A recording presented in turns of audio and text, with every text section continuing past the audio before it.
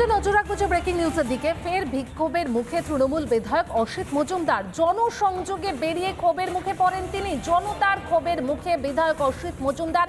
এলাকাবাসীর বিক্ষোভে উত্তপ্ত চুচুড়া। কাউন্সিলরের বিরুদ্ধে ভুরি ভুরি অভিযোগ।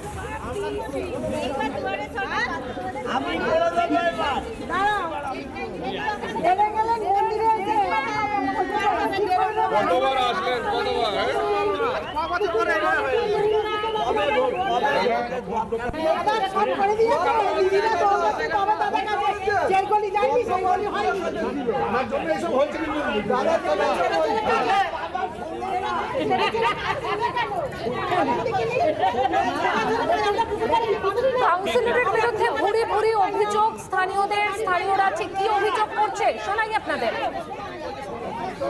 কি দাবি ছিল পুকুরটা ভেঙে রয়েছে, বললো এই পুকুরটা পুরো বাঁধি পুকুরে কোনো পাড়ায় কোনো একটা ড্রেন নেই, কোনোদিন একটা এলাকা পরিষ্কার হয় না, এলাকা পরিষ্কার হয় না, এই যে জঙ্গল পড়ে থাকে, বলে বলে এলাকা পরিষ্কার করতে হয়। ওই যে একজন বসে আছে কাউন্সিলর, উনি তো আরেকটা অপদার্থ, কাজ হয় না কাউন্সিলর কাজ উনি কবার আসে, উনি কোনোদিন আসে না। যে ভোটের সামনে ইলেকশন উনি চলে এলো ওখানে ভোট চাওয়ার জন্য। লজ্জা বলে কিছু নেই। উনি তো বলছেন ভোটের জন্য আসেননি, আপনাদের কাজের জন্য এসেছেন। তাহলে এতদিন আসেনি কেন? এতদিন আমি আসেননি কেন?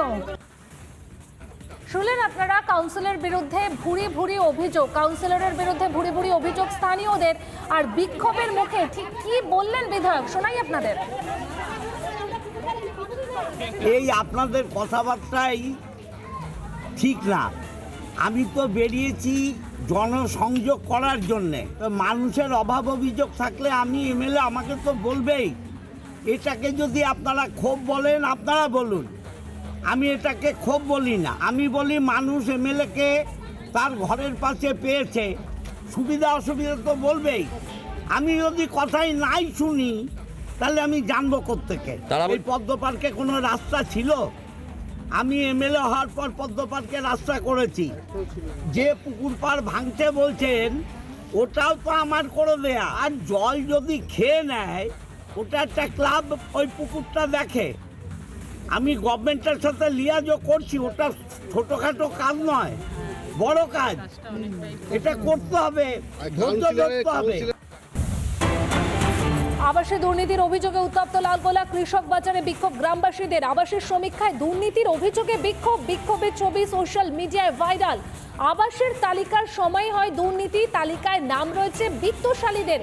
এমনটাই অভিযোগ এলাকাবাসীদের এবং বঞ্চনার অভিযোগ তুলে বিক্ষোভ দেখাতে থাকেন এলাকাবাসীরা। লালগোলাতে উত্তপ্ত পরিস্থিতি, কারণ সেখানে আবাসে দুর্নীতির অভিযোগে সরব হয়েছেন এলাকাবাসীরা। আবাসের সমীক্ষায় ভুরি ভুরি দুর্নীতি অভিযোগ, বিক্ষোভের ছবি সোশ্যাল মিডিয়ায় ভাইরাল। আবাসের তালিকা যখন তৈরি হয়েছে সেই সময় দুর্নীতি হয়েছে, তালিকায় নাম রয়েছে বিত্তশালীদের, আর যারা প্রকৃত প্রাপক তাদের নাম নেই। এই অভিযোগ তুলেই লালগোলাতে বিক্ষোভ দেখাতে থাকেন সেখানকার স্থানীয়রা। আর বিক্ষোভের ছবি সোশ্যাল মিডিয়াতে ভাইরাল হয়েছে, বিক্ষোভের ছবি সোশ্যাল মিডিয়াতে ভাইরাল। বঞ্চনার অভিযোগ, একাধিক জেলা থেকে অভিযোগ আবাস নিয়ে। ভুরি ভুরি দুর্নীতির অভিযোগ আবাসে। এক এক জেলায় এক এক রকম দুর্নীতি হয়েছে। কোথাও কাটমানি নেওয়ার অভিযোগ, তো কোথাও আবার দেখা যাচ্ছে যারা প্রকৃত প্রাপক তাদের নাম নেই, তার বদলে নাম রয়েছে বিত্তশালীদের। কোথাও আবার নাম রয়েছে উপপ্রধানেরও, তৃণমূল উপপ্রধানেরও নাম এসেছে আবাসের তালিকায়। এমন অভিযোগও কিন্তু সামনে এসেছে। স্থানীয়রা ঠিক কি জানাচ্ছেন, কি অভিযোগ করছেন শোনাই আপনাদের। আমার কাঁচা বাড়ি, আমি এবার মুখ্যমন্ত্রী যে টোল ফ্রি নম্বরটা দিয়েছিলেন সেই নম্বরে আমি ফোন করেছি। তারপরে ওখান থেকে ইনকোয়ারি করতে এসেছিলেন, একবার না দুবার করে গেছে। তারপর আমি পাওয়ার যোগ্য বলে আমাকে সব কিছু রিসিপ্ট সব দিয়ে গেছে। তারপরে স্যার জানি না কে এভাবে আমার নামে অভিযোগ জানিয়েছে যে আমার পাকা বাড়ি। তো আমার ইনকোয়ারি করে আবার দেখা হোক যে আমার পাকা বাড়ি না কাঁচা বাড়ি। আমাদের ইনকোয়ারি করার পরও আমাদের এই লিস্টটা আমাদেরকে দিয়ে গেছে, দিয়ে যাওয়ার পরও এখন বলছে বর্তমানে যে এই নাম কাটা গেছে। আমাদের তো এগুলো দিয়ে গেছে, বলেছে হয়ে গেছে, সাকসেস লিস্টে আমাদের নামে এসেছিল। আসার পরে আমরা লিস্ট দেখার পরে কালকে ঘোষণা হয়েছে যে আমাদের নাকি নাম নাই। আমাদের নামটা কি কারণে কাটলো? আমাদের কি বাড়িঘর পাকা হয়ে গেছে, না আমাদের বাড়িঘর আছে, না আমরা মিথ্যে কারো বাড়ি দেখিয়েছি? আমার 3 বার সরকার থেকে লোক এসেছিল, ভিডিও থেকে লোক আসার পরে 3 বার ইনকোয়ারি করার পরে আমাকে এই স্লিপ দিয়েছে। আমি ঘর পাওয়ার যোগ্য বলে আমার মানে এই যে লিস্টটা এসছে এই লিস্টে আমার নামও ছিল, ফাইনাল লিস্টে আমার নামও ছিল। ফাইনাল লিস্টে নাম আমি মানে গত 5 তারিখে আমার ঘোষণা করেছে যে আমার নাম নাকি কাটা পড়েছে। আমি কি ঘর পাওয়ার যোগ্য নয়? আপনারা দেখেন আমার বাড়ির পরিস্থিতি কীরকম, আমি কি বাড়িতে বসবাস করি। এর আগে তো ইনকোয়ারি হয়েছে, আমরা চাই যে আমাদের আবার ইনকোয়ারি হোক। করে নিয়ে গেছে যে লিস্টে নাম আসেনি। কতদিন আগে এসেছিল? 15 দিন হলো। কি বলেছিল তারা এসে? ওরা ছবি করে নিয়ে গেল, যে বললে যে এই বাড়িটা পাইবে, ওই নিয়ে গেছিল। ওই নাম আসেনি, যে একটা কাগজ দিয়েছিল স্লিপ, ওই স্লিপটা দেখেছিলাম। কার নামে এই বাড়ি ছিল? আমার নামে কিন্তু পাননি। না। সরকারের মেজরিটি শেষ কথা বলে, এই 21 জন যেটা করবে, 22 জন যেটা করবে সেটাই হবে। বলুন কজন আপনার সঙ্গে আছে? যারা বড় বড় কথা বলছে, আমার নামে গালিগালাজ করছে, তারা সবাই আমার দয়ায় নেতৃত্ব। জলপাইগুড়ি পাহাড়পুর গ্রাম পঞ্চায়েতের এই মাঠেই ছিল আবাস যোজনা নিয়ে একটি বিশেষ গ্রামসভা। এখান থেকেই কিন্তু উপপ্রধান থেকে শুরু করে অঞ্চল সভাপতি প্রত্যেকেই একটা বার্তা দিলেন সাধারণ মানুষকে, যে এই যে 1,20,000 টাকা দেওয়া হচ্ছে, তার থেকে কোনো নেতাকে, কোনো প্রভাবশালী ব্যক্তিকে যেন 1 টাকাও তারা না দেন।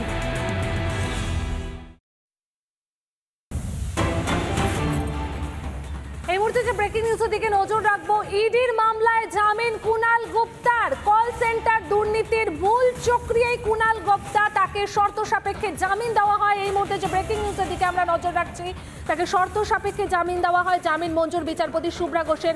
শর্ত সাপেক্ষে কুণালকে জামিন। হাইকোর্টের পাসপোর্ট জমা রাখার নির্দেশ। শুনানির দিন দিতে হবে হাজিরা। অনুমতি ছাড়া এলাকার বাইরে যাওয়ায় নিষেধাজ্ঞা। 2023 সালের সেপ্টেম্বরে গ্রেপ্তার করে ইডি। 125 কোটি টাকার দুর্নীতির মামলায় গ্রেপ্তার। প্রায় 62 কোটি টাকার সম্পত্তি বাজেয়াপ্ত করে ইডি। 300 বিদেশি অভিযোগের ভিত্তিতে গ্রেপ্তার। 300 বিদেশির অভিযোগ আর সেই ভিত্তিতে গ্রেপ্তার। ইডির মামলায় জামিন কুণাল গুপ্তার। কল সেন্টার দুর্নীতির মূল চক্রী কুণাল গুপ্তা।